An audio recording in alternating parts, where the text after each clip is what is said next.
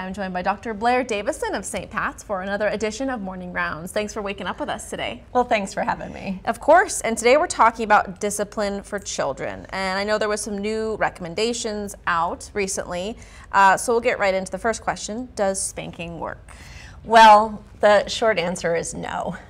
So the American Academy of Pediatrics is issuing new recommendations about physical or corporal punishment, including spanking.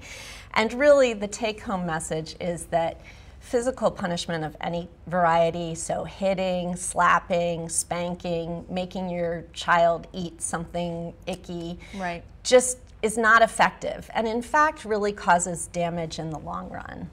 So what about shaming?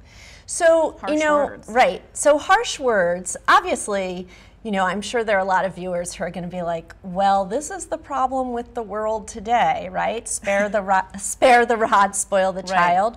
But really, effective discipline is about modeling good behavior and setting clear expectations, having consequences, and following through. So when you use really harsh words and you shame a child or even an adult, that's not effective. It just creates real problems in terms of self-esteem, interpersonal relationships.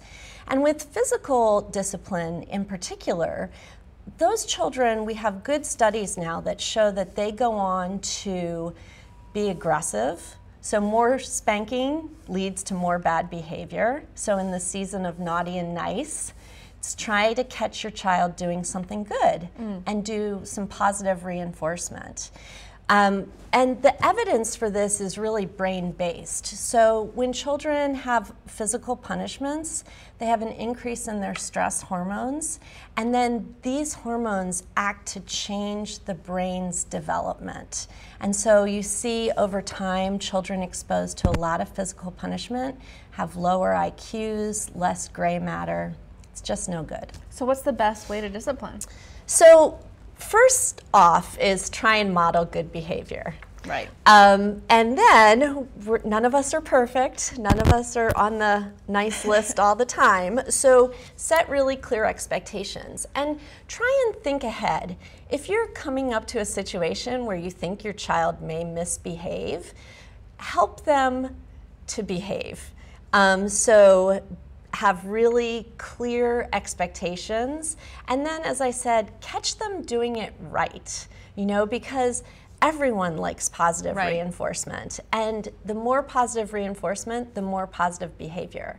But finally, when they're doing something really naughty and it's not going to hurt them, ignore it, because that can also be a great way to extinguish bad behavior. If it doesn't get a rise out of you, they probably won't keep doing it. That's true.